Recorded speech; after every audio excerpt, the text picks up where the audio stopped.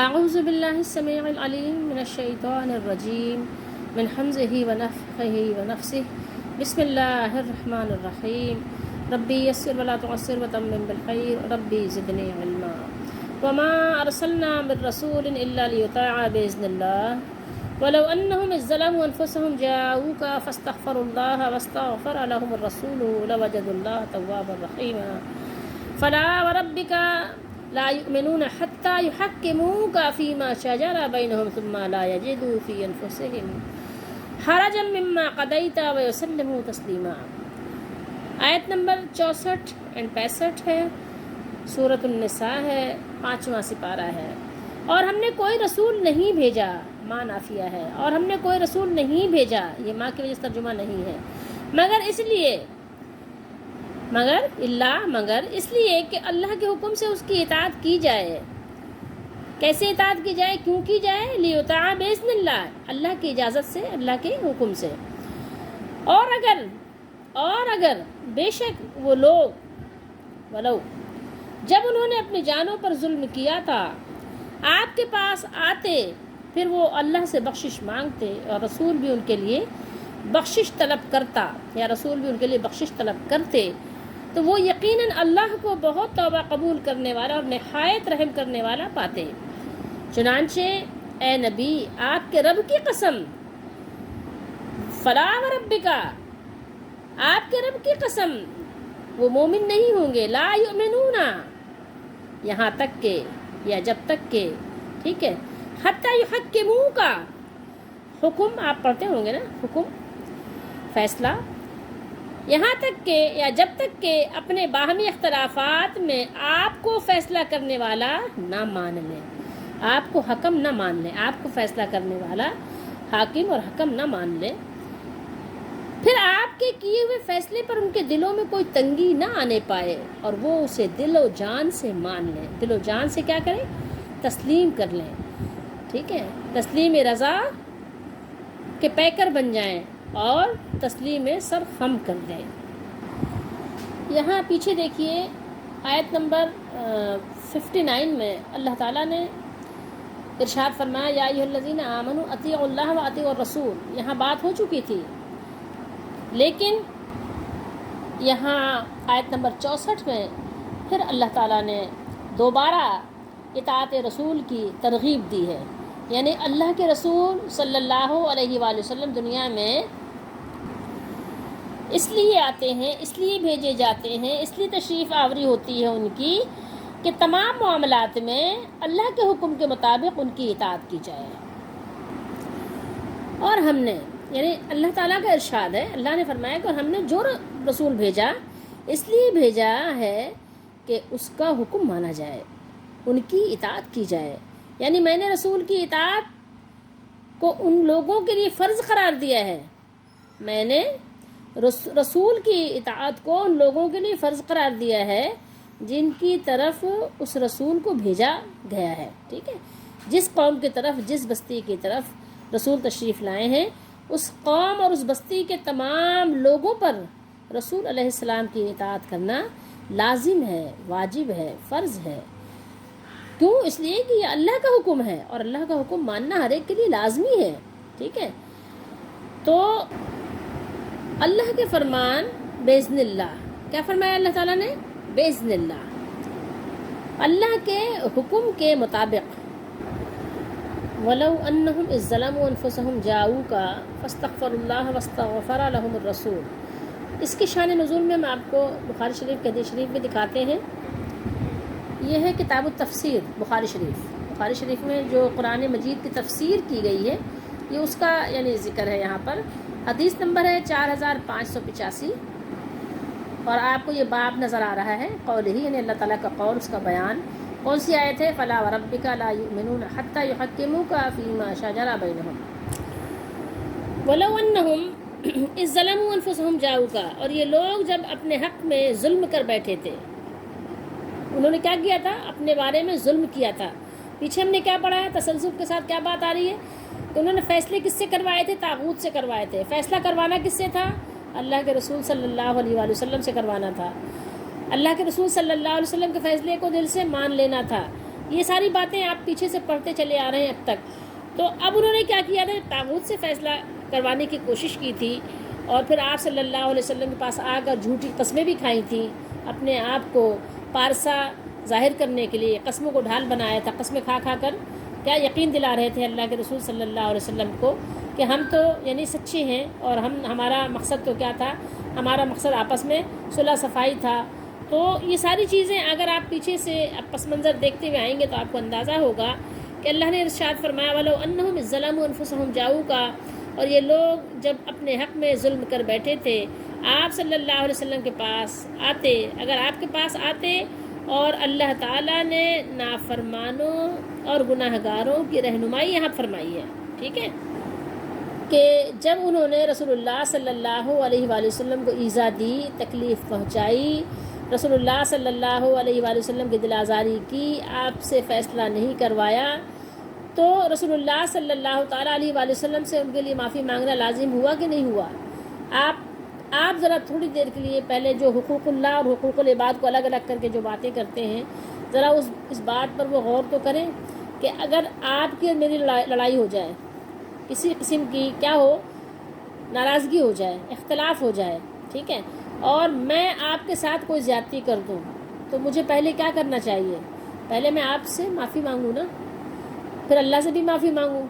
دونوں صورتیں ہوں گی نا میرے لیے, کہ ایک تو آپ کو جو دل آزاری کی ہے, آپ کو جو میں نے تکلیف دہ باتیں سنائی ہیں, اس کی پہلے آپ سے بھی معافی مانگوں اور اللہ سے بھی معافی مانگوں, پھر آپ سے بھی کہوں کہ آپ بھی معاف کر دیجئے, اور آپ دعا کریں کہ اللہ تعالیٰ بھی مجھے معاف کر دے.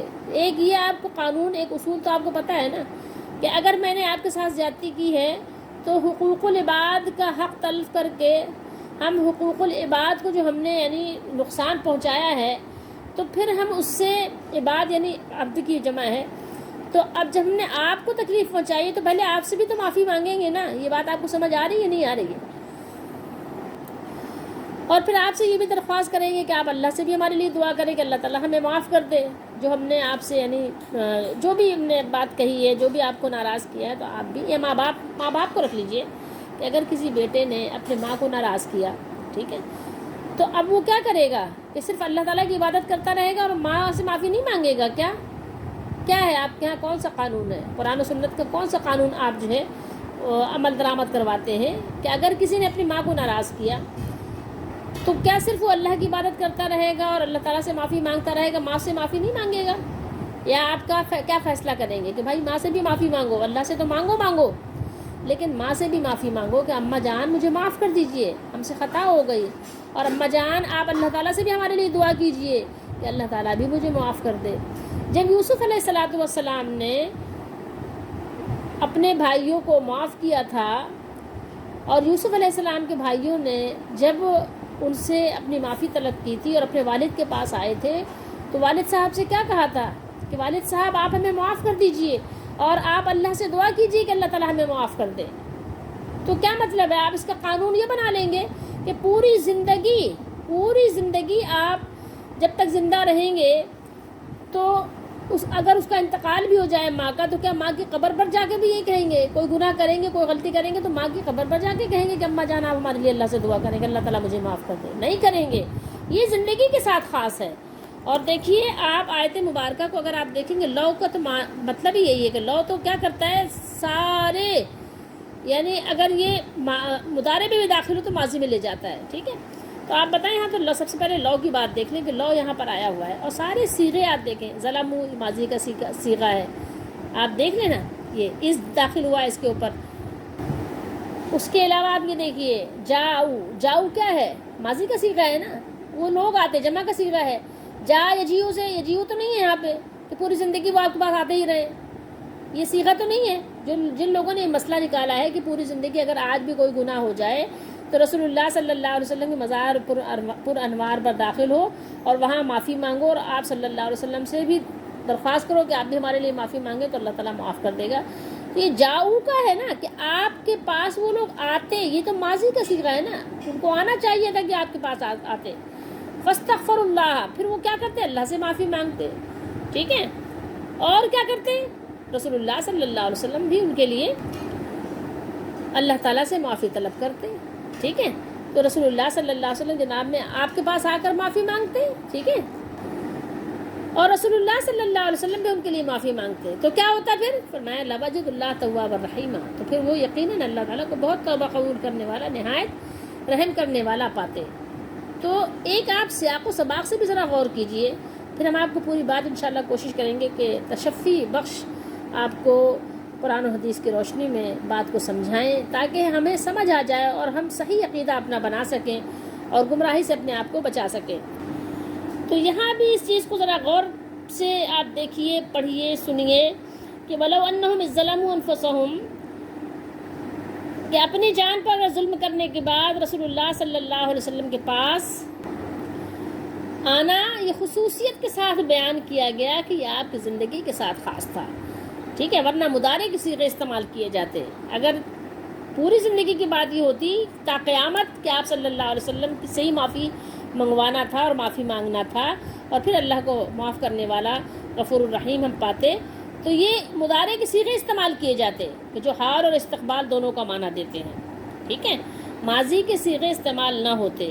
تو یہ جو اللہ نے یہاں بیان کیا، تو یہ آپ صلی اللہ علیہ وسلم کی زندگی کے ساتھ خاص ہے، ٹھیک ہے، خاص خصوصی بیان ہے یہ۔ جاؤ کا فاستغفر اللہ واستغفر لهم الرسول، اللہ تعالیٰ کی کیا کرتے ہیں؟ بخشش حاصل کرنے کے لیے اللہ تعالیٰ کی جناب میں استغفار کرتے، ٹھیک ہے، اور کیا کرتے وہ؟ اللہ تعالیٰ سے معافی طلب کرتے، یعنی استغفار کا کیا مطلب ہے؟ معافی مانگتے اللہ تعالیٰ سے، وہ بخشش یہاں ترجمہ ہے اللہ تعالیٰ سے، یعنی معافی مانگتے، استغفار کرتے، اور پھر کیا کرتے؟ اور آپ صلی اللہ تعالیٰ علیہ وآلہ وسلم سے بھی اپنے لیے معافی مانگنے کے لیے کہتے کہ اللہ تعالیٰ سے آپ ہمارے لیے دعا کیجئے کہ اللہ تعالیٰ ہمیں معاف کر دے، ٹھیک ہے، کہ اور پھر آپ صلی اللہ علیہ وآلہ وسلم ان کے لیے اللہ تعالیٰ سے مغفرت طلب کرتے۔ تو یہ اس لیے کہ چونکہ انہوں نے جھگڑے کے فیصلے کے لیے دوسروں کی طرف رجوع کر کے رسول اللہ صلی اللہ علیہ وسلم کی شان میں گستاخی کی، بے ادبی کی، رسول اللہ صلی اللہ علیہ وسلم کی دل آزاری کی، آپ کو تکلیف پہنچائی، آپ صلی اللہ علیہ وسلم کی شان کو انہوں نے کیا کیا؟ گھٹایا، اور بہت ہی زیادہ فضول اور ناپسندیدہ نامناسب حرکت کی تھی۔ اس لیے اب اس کا ازالہ کس طرح ہوتا، اس کی تلافی کس طرح ہوتی؟ تو اللہ تعالیٰ نے ان کو حکم دیا کہ ان کے لیے یہ بات ضروری ہو گئی کہ وہ آپ صلی اللہ علیہ وسلم کے پاس آئیں۔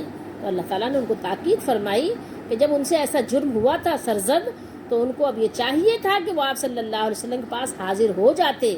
جب انہوں نے یہ جرم کیا تھا تو ان کو چاہیے تھا کہ وہ آپ کے پاس حاضری بھی دیتے، اور پھر آپ صلی اللہ علیہ وآلہ وسلم ان کے لیے استغفار بھی کریں، اور پھر وہ اللہ تعالیٰ کو معاف کرنے والا غفور الرحیم پائیں گے، اللہ تعالیٰ کو توبہ قبول کرنے والا پائیں گے۔ ایسا نہیں کہ اللہ تعالیٰ ان کو اپنے دربار سے دھتکار دے۔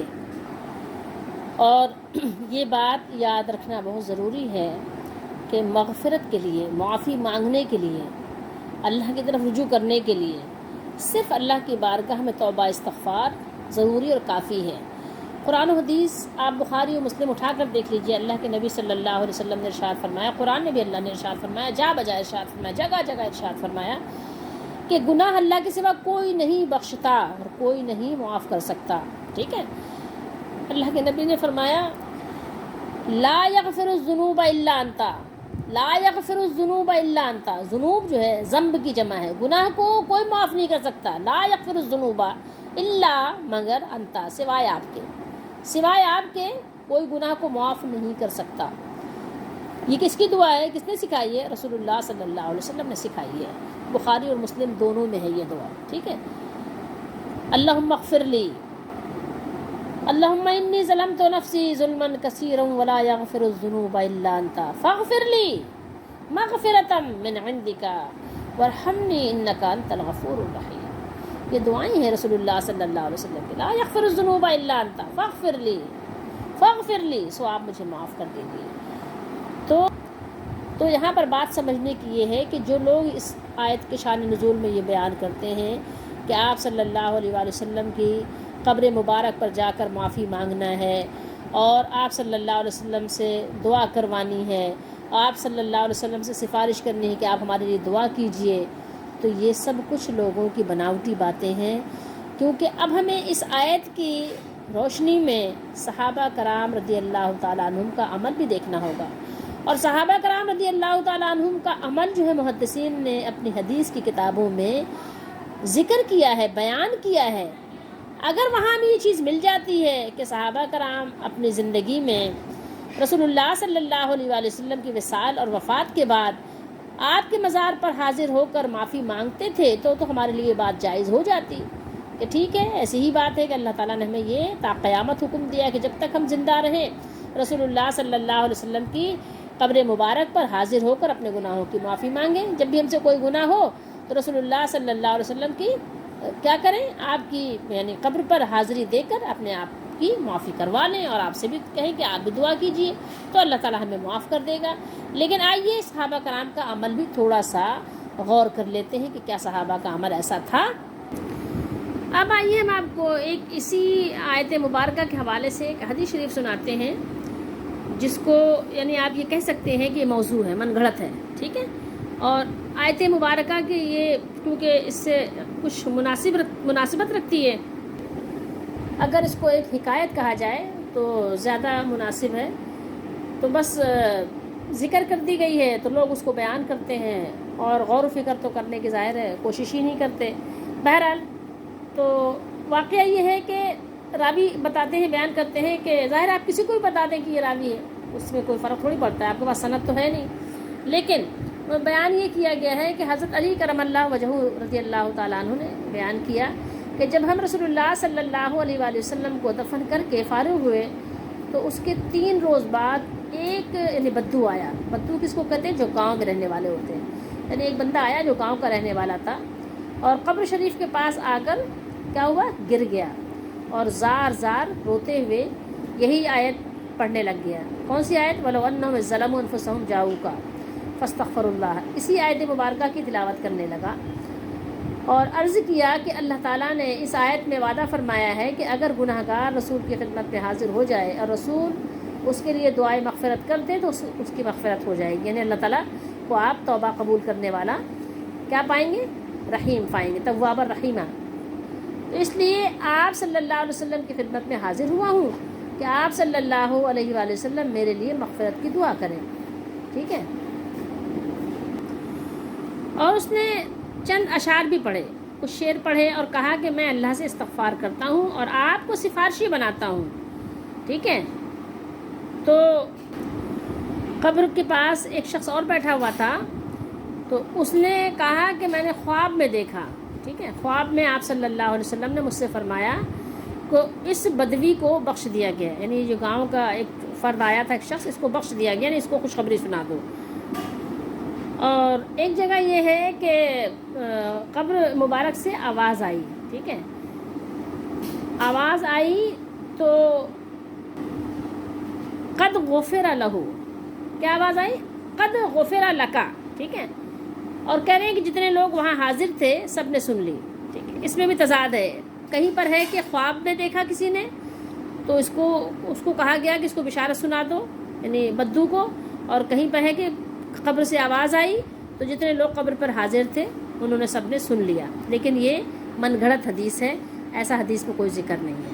اور دوسری بات یہ کہ آپ سب سے پہلی بات جہاں خواب کا ذکر ہے تو آپ اس بات کو تو اپنے ذہن میں آپ جگہ دیجئے کہ صرف نبی کے خواب کے علاوہ کسی کا خواب دین میں شریعت میں دلیل نہیں ہوتا. نبی علیہ السلام کے خواب کے علاوہ کسی کا خواب دین میں دلیل نہیں ہوتا، دلیل نہیں بنا سکتے آپ اس کو. نمبر 2 پر آ جائیے کہ اگر قبر شریف پر بیٹھے ہوئے لوگوں نے اندر سے یہ آواز سنی کہ قد غفر لکا، کہ اس شخص کو بخش دیا گیا، اس بدو کو بخش دیا گیا، اس کو معاف کر دیا گیا، تو تھوڑی دیر کے لیے ذرا اپنے ذہن پر زور ڈال کر غور تو کیجئے کہ اگر تو قبر شریف پر بیٹھے ہوئے لوگوں کو یہ آواز آئی اندر سے اور انہوں نے سن لیا کہ اس بدو کو اس طرح سے دعا کرنے کی وجہ سے معاف کر دیا گیا، تو اب تو پھر بہت آسان معاملہ ہو گیا تھا. تو صرف یہ بدو تک کیوں محدود رہی یہ بات کہ اس ایک بدو ہی کا یہ آپ کو واقعہ ملتا ہے اور آپ کو کسی کا واقعہ نہیں ملتا کہ گاؤں سے آئے ہوئے ایک بدو نے یہ صرف توبہ اپنی قبول کروائی اور باقی 1.25 لاکھ صحابہ کرام نے اپنی توبہ قبول کروانے کے لیے اس دربار پر حاضر نہیں ہوئے. تھوڑی دیر کے لیے سوچیے تو صحیح کہ کیا باقی پھر کسی سے کوئی غلطی ہوئی نہیں کہ صحابہ کرام 1.25 لاکھ صحابہ کرام میں 100 سالہ ان کی جو ہے لائف ہے، زندگی ہے 100 سالہ، یعنی آپ اتنا بتائیں اتنا لمبا ٹائم پیریڈ ملنے کے باوجود آپ کو کسی اور سے یہ دلیل ملتی نہیں ہے۔ حضرت عمر رضی اللہ تعالیٰ عنہ اتنا رویا کرتے تھے، استغفار کرتے تھے، معافی مانگتے تھے، تو ہمیں حدیث شریف سے ملتا ہے۔ ابو بکر صدیق رضی اللہ تعالیٰ عنہ ڈرتے تھے، روتے تھے۔ حضرت علی رضی اللہ تعالیٰ عنہ ڈرتے تھے، روتے تھے۔ تمام صحابہ کرام، خلفائے راشدین، صحابہ کرام بے شمار۔ تو پھر آپ کسی سے دلیل حاصل نہیں کر سکے کہ حدیث کسی کتاب میں درج ہوتا کہ کسی دن حضرت علی رضی اللہ تعالیٰ عنہ یا حضرت طلحہ رضی اللہ تعالیٰ عنہ یا کوئی بھی صحابی جو مدینے کے رہنے والے تھے، مکے کے رہنے والے تھے، طائف کے رہنے والے تھے، حجاز مقدس کے جو ارد گرد کے رہنے والے تھے، وہ کوئی صحابی تو آتے اتنی بڑی بشارت سن لینے کے باوجود، قرآن مجید کی اتنی واضح اور بین آیت مبارکہ دیکھ لینے کے باوجود، اتنا اللہ تعالیٰ کا انصاف حکم دیکھ لینے کے باوجود، کسی صحابی سے آپ کو یہ بات نہیں ملی کہ کسی صحابی نے آ کر روضہ رسول صلی اللہ علیہ وسلم پر اس طرح استغفار کیا ہوتا کہ یا رسول اللہ میں نے اپنی جان پر ظلم کیا ہے اور اللہ تعالیٰ نے ہمیں حکم دیا ہے کہ ہم آپ کے دربار میں آ کر معافی مانگیں اللہ تعالیٰ سے، اور آپ سے بھی، آپ بھی ہمارے لیے استغفار کریں۔ کسی صحابی سے آپ کو نہیں ملتا۔ آپ سوچیں تھوڑی دیر کے لیے کہ صرف ایک گاؤں کے بدو صحابی آئے، اور وہ بھی 3 دن بعد، بس 3 دن کے بعد آپ کو یہ بات ملتی نہیں۔ صحابہ کرام کا 100 سالہ زمانے میں آپ کو یہ بات ہی نہیں ملتی کہیں سے۔ بس بات صرف اتنی ہے کہ جب انسان جھوٹ بولتا ہے تو کہیں نہ کہیں کوئی نہ کوئی چیز ایسی چھوڑ دیتا ہے کہ جس کا جھوٹ خود ہی پکڑ لیا جاتا ہے۔ اور میں قرآن مجید کی اس آیت کی تلاوت کرنے والوں کو دعوت دوں گی کہ پیچھے سے پڑھیں وہ قرآن مجید، تاکہ ان کو پوری آیت کا سیاق و سباق سمجھ آئے اور اللہ تعالیٰ ہم سب کو سمجھنے کی توفیق دے۔ اب ہم آپ کو معارف القرآن سے کچھ سنانا چاہتے ہیں کہ جو وہاں پر انہوں نے بیان کیا کہ اس جگہ قبول توبہ کے لیے حضور صلی اللہ علیہ وسلم کی خدمت میں حاضر ہونے اور پھر آپ صلی اللہ علیہ وسلم کے دعائے مغفرت کرنے کی جو شرط ہے، تو کہنے غالباً اس لیے ہے کہ ان لوگوں نے آپ صلی اللہ علیہ وآلہ وسلم کے منصب نبوت پر حملہ کیا اور آپ صلی اللہ علیہ وسلم کے فیصلے کو نظر انداز کر کے آپ کو ایذا پہنچائی، اس لیے ان کے جرم کی توبہ کے لیے آپ صلی اللہ علیہ وسلم کی خدمت میں حاضری اور آپ صلی اللہ علیہ وسلم کے استغفار کو شرط کر دیا گیا۔ اب آئیے دیکھیے دوسری آیت کی تفسیر میں کیا ہے، شان نزول اس کا کیا ہے، فلا وربک کا۔ یہاں دیکھیے کہ آیت نمبر یہ آیت یہ ہے کون سی، 64 ہے، آیت نمبر 64 ہے سورہ نساء کی۔ تو یہاں پر اس کا شان نزول کیا ہے، حدیث نمبر ہے 4585۔ یہ راویوں کی ایک لمبی فہرست ہے۔ زہری سے عروہ نے کہا، انہوں نے بیان کیا اپنے والد سے، ٹھیک ہے، زبیر رضی اللہ تعالیٰ عنہ کا ایک انصاری صحابی ثابت بن قیس رضی اللہ تعالیٰ عنہ سے مقام حرہ کی ایک نالی کے بارے میں جھگڑا ہو گیا کہ اس سے کون اپنے باغ کو پہلے سینچے، ٹھیک ہے، کس کو پہلے سینچنے کا حق ہے۔ تو اس بات پر جھگڑا ہو گیا۔ آپ کو پتہ ہے کھیتی باڑی میں پانی دیا جاتا ہے تو اس کا بھی اپنا ایک طریقہ کار ہوتا ہے، ہو جاتی ہے انسان سے ناراضگی، اختلاف وغیرہ ہو جاتا ہے۔ تو اب جو ہے نبی کریم صلی اللہ تعالیٰ علیہ وآلہ وسلم نے فرمایا کہ زبیر پہلے تم اپنا باغ سینچ لو، پھر اپنے پڑوسی کو جلدی پانی دے دینا، ٹھیک ہے۔ تو جب آپ صلی اللہ علیہ وسلم نے یہ فیصلہ دیا، اس پر کیا ہوا، انصاری صحابی رضی اللہ تعالیٰ عنہ نے کہا یا رسول اللہ صلی اللہ علیہ وسلم، اس لیے کہ یہ آپ صلی اللہ علیہ وسلم کے پھوپھی زاد بھائی ہیں، یعنی آپ صلی اللہ علیہ وسلم نے جو فیصلہ دیا ہے تو اپنے بھائی کی رعایت کرتے ہوئے دیا ہے، ٹھیک ہے۔ یہ سن کر کیا ہوا کہ آپ صلی اللہ علیہ وسلم کے چہرے کا رنگ بدل گیا، یعنی آپ صلی اللہ علیہ وسلم ناراض ہوئے، اور آپ صلی اللہ علیہ وسلم نے فرمایا زبیر اپنے باغ کو سینچو اور پانی اس وقت تک روکے رکھو کہ منڈیر تک بھر جائے۔ کھیتوں کے سائڈ میں منڈیر بنائی جاتی ہے تاکہ کھیت پانی ٹھہرے، ٹھیک ہے، اور منڈیر سے یہ فائدہ ہوتا ہے کہ پھر ہمارا کھیت جو ہے یہ ہمارا ہے، وہ اس کا پہچان بھی رہتی ہے، ٹھیک ہے۔ تو ہر کھیت کے یعنی سمجھ لیں جو اس کی آخری سرے پہ منڈیر بنا دی جاتی ہے، اور پھر پانی جب دیا جاتا ہے تو پانی ٹھہر بھی جاتا ہے۔ تو آپ صلی اللہ علیہ وسلم نے حضرت زبیر رضی اللہ تعالیٰ عنہ سے کہا کہ منڈیر تک پانی تم بھرتے رہو اپنا، ٹھیک ہے، دیر تک اپنا پانی بھرو اپنے کھیت میں، یہاں تک کہ منڈیر تک بھر جائے، پھر اس کے بعد اپنے پڑوس کے لیے چھوڑ دو، یعنی جو تمہارا پڑوسی کھیت کا جو پڑوسی ہے اس کے لیے چھوڑ دیں، پھر وہ اپنے کھیت کو سیراب کرے۔ تو پہلے نبی اکرم صلی اللہ علیہ وسلم نے انصاری کے ساتھ اپنے فیصلے میں رعایت رکھی تھی، یعنی آپ نے اس کو مروت کرتے ہوئے فیصلہ دیا تھا کہ پہلے اپنے کھیت کو پانی دو، اور مطلب پورا پانی نہ بھی ہو تو اس کو دے دو تاکہ دونوں کا کام آسانی سے ہو جائے۔ لیکن اس مرتبہ آپ صلی اللہ علیہ وسلم نے زبیر رضی اللہ تعالیٰ عنہ کو صاف طور پر ان کا پورا حق دے دیا، کیونکہ انصاری نے ایسی بات کہی تھی جس سے آپ صلی اللہ علیہ وسلم خفا ہونا آپ کا کیا تھا، یعنی ایک جائز امر تھا، قدرتی تھا۔ آپ صلی اللہ علیہ وسلم نے اپنے پہلے فیصلے میں دونوں کے لیے رعایت رکھی تھی۔ زبیر رضی اللہ تعالیٰ عنہ نے بیان کیا کہ میرا خیال ہے کہ یہ آیات جو ہم پڑھ رہے ہیں، یہ آیات اس کی بات ہو رہی ہے کہ میرا خیال ہے کہ یہ آیات اسی سلسلے میں نازل ہوئی تھی، سو نہیں فا سو لا نہیں، یعنی آپ کے رب کی قسم یہ لوگ ایماندار نہ ہوں گے جب تک یہ اس جھگڑے میں جو ان کے آپس میں ہوں آپ کو حکم نہ بنا لیں، ٹھیک ہے، حتیٰ یحکموک فیما شجر بینہم۔ تو اب یہ ہے کہ آپ کو لازمی بات ہے کہ ایک صحابی رسول، یہ زبیر رضی اللہ تعالیٰ عنہ جو ہے عشر مبشرہ کے صحابی بھی ہیں، رسول اللہ صلی اللہ علیہ وسلم کے خوبی ذات بھائی بھی ہیں۔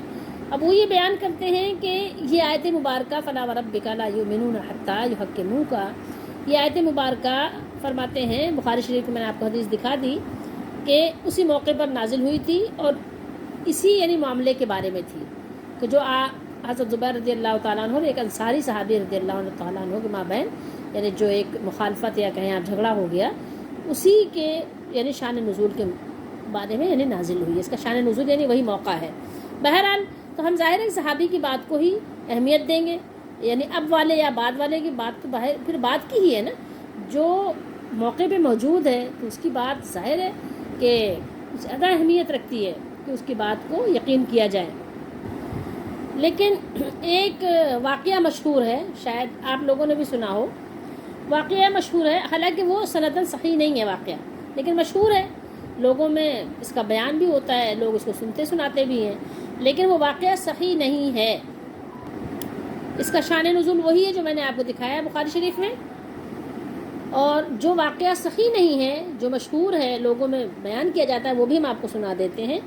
وہ واقعہ یہ ہے کہ دو آدمیوں کے درمیان کیا ہوا، جھگڑا ہو گیا، ٹھیک ہے، اور وہ لوگ پیش ہوئے نبی اکرم صلی اللہ علیہ وسلم کی خدمت میں، ٹھیک ہے، اپنا جھگڑا لے کر پیش ہوئے۔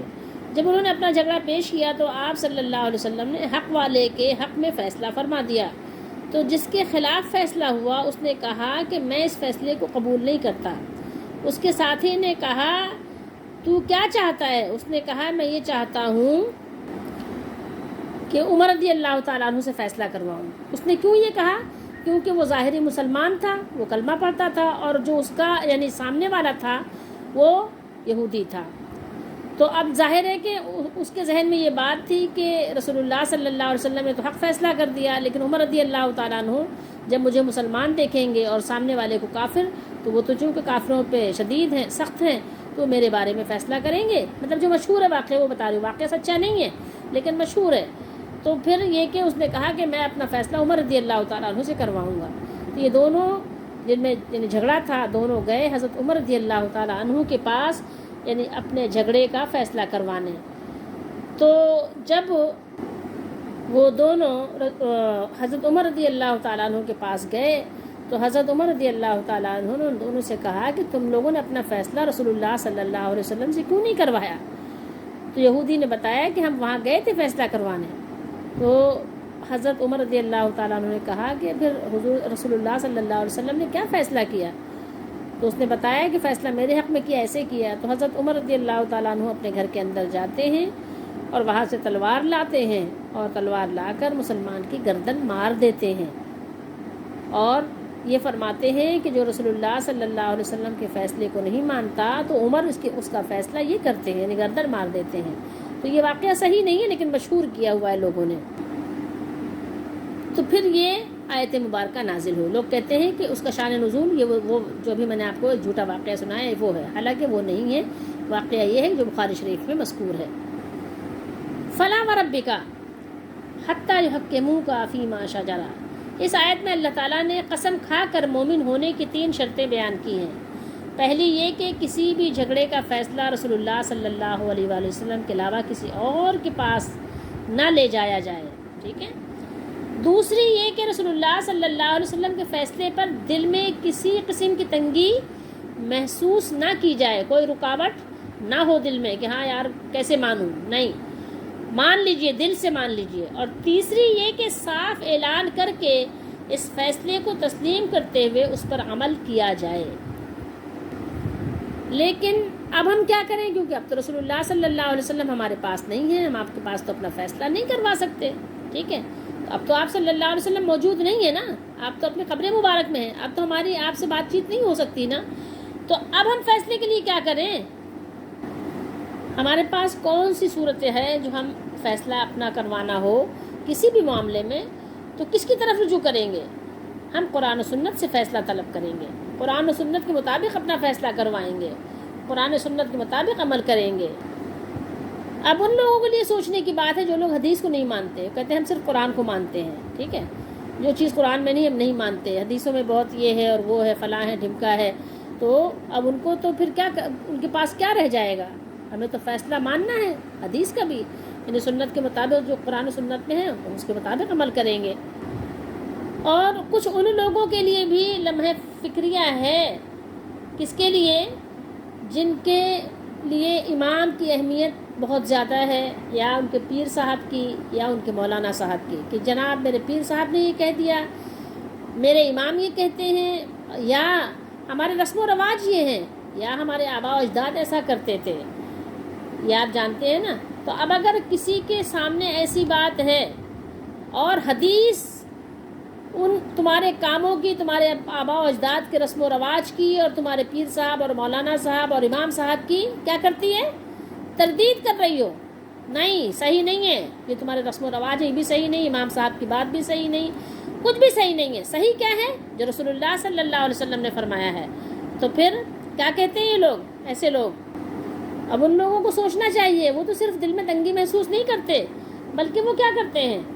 بلکہ وہ ماننے سے صاف انکار کر دیتے ہیں، نہیں مانتے۔ قرآن کی بات آئے تو اس میں بھی وہ تعویل کر لیتے ہیں، حدیث شریف آئے تو اس میں بھی تعویل کرتے ہیں کہ یہ کہ ہمارے امام کو اس آیت اور اس حدیث کا علم کیا نہیں تھا کیا؟ قرآن مطلب ہمارے امام کو زیادہ پتہ تھا، ٹھیک ہے، اور اگر نہیں تو کیا کرتے ہیں؟ اس کی تعویل کرنے، یا پھر کیا کہیں گے کہ اسے کہیں گے کہ یہ منسوخ ہے، ٹھیک ہے، اس کو منسوخ قرار دینے کے لیے اپنی ساری قوت لگا دیتے ہیں۔ اور حقیقت یہ ہے کہ آیت کے صریح الفاظ کے مطابق نبی کریم صلی اللہ علیہ وسلم کے فیصلے کے خلاف دل میں ذرہ بھر تنگی یا ناپسندیدگی محسوس نہ کیجیے، ٹھیک ہے، اب کیا ہے؟ دل میں کسی قسم کی نہ تنگی آپ محسوس کیجیے، نہ ناپسندیدگی کی جائے، ٹھیک ہے۔ اور اگر ایسا کیا تو کیا ہوگا؟ دل میں اگر آپ نے تنگی محسوس کی حدیث سے متعلق، یا اللہ کے فرمان یا رسول اللہ صلی اللہ علیہ وسلم کی سنت کے متعلق آپ نے کچھ بھی دل میں تنگی محسوس کی تو کیا ہوگا؟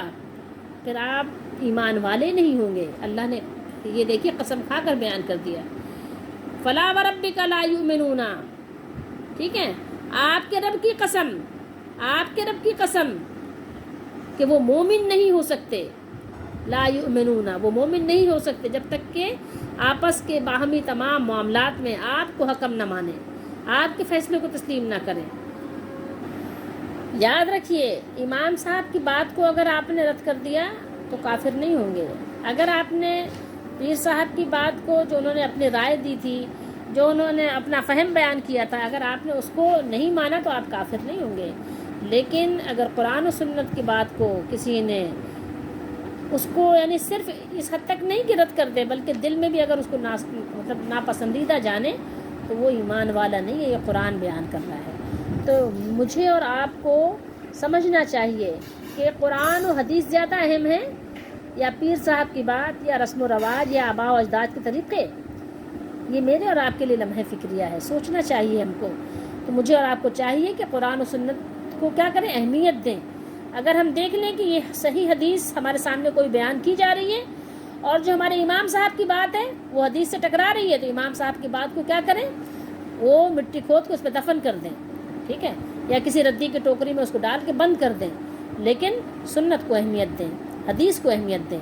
ہمارے لیے نجات کا راستہ یہی ہے، اور ہمارے لیے جنت کا راستہ بھی یہی ہے، اور ہمارے لیے جہنم سے بچاؤ کا راستہ بھی یہی ہے، اور ہمارے لیے جنت میں داخلے کا راستہ بھی یہی ہے، اور ہمارے لیے اللہ کی رضا، اس کی رحمت کا ذریعہ، وسیلہ اور واسطہ بھی یہی ہے۔ اللہ تعالی ہم سب کو سمجھنے کی توفیق دے، اور ہر طرح کی گمراہی سے اللہ تعالی ہم سب کی حفاظت فرمائے۔